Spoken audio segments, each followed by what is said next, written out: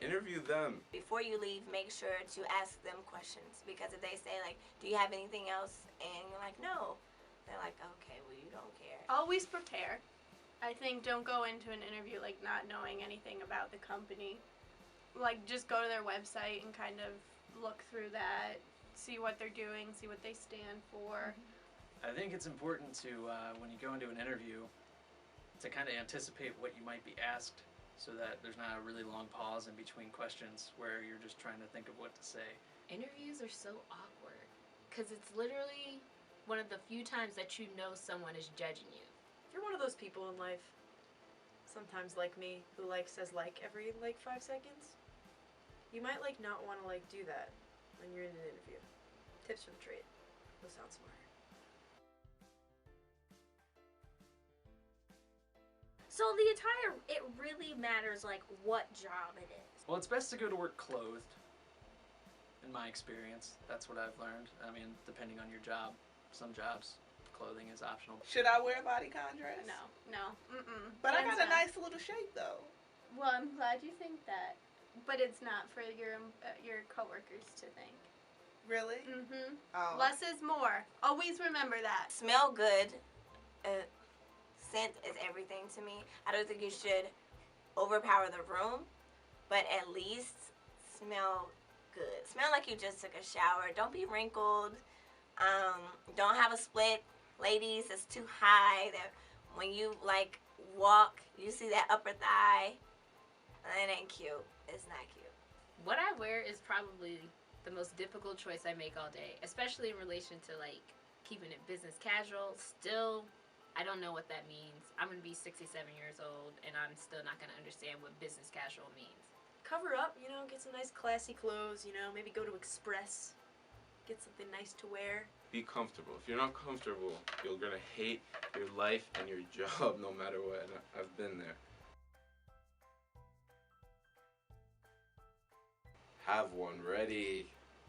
Have 5 people test you out on it. And get to the point faster, What's your point? You don't have 30 seconds, you have 5. Think about your heroes in your industry or whatever you want to do. If you were to get into an elevator with them and you only had 30 seconds or less or 60 seconds or less to try to make them remember you, this is everything that you're going to say. Only give them the hearty details. Don't give them some BS about what you did last summer. It's hard to make it natural, but practice making it as natural as possible. Start developing segues for common sort of conversations that you have started up. You're going into it like a tiger going after their prey, going in for the kill. If you ever seen a tiger, they watch, they observe their prey for a little bit before they go in for the kill. You gotta do that in the elevator.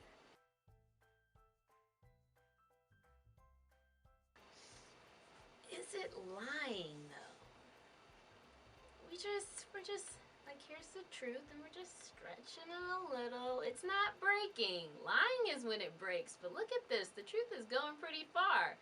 I might, fluff up some things, but it's never something that I can't back up. I think everyone has to lie just a little bit to get the job. You gotta do what you gotta do to get the job, right? Try to give a lie that won't backfire. If you have to do that, try to be honest first of all. If you can't do that, you gotta lie. Come up with a lie that's so good that it'll never come up again. I think it's always it might be necessary in some situations to embellish. Yeah, exaggerate, the skills you might have. You can always teach yourself on the job, is my opinion. Don't go lying about I worked at this other place, so those are things that they can easily check. Do a lie that you can get away with. People will tell, if I'm on a job and they say, go get, do you know what this such and such cable cord looks like? And I'll say, yeah. And then I'll leave and go to the engineers and say, hey, do you know what this cord is? Please show me. Thank you so much. But if it's a lie, do you speak Spanish? And I'm like, yeah. And then they bring a Spanish person in and we're looking at each other then it's kind of that's one you can't dig yourself out of.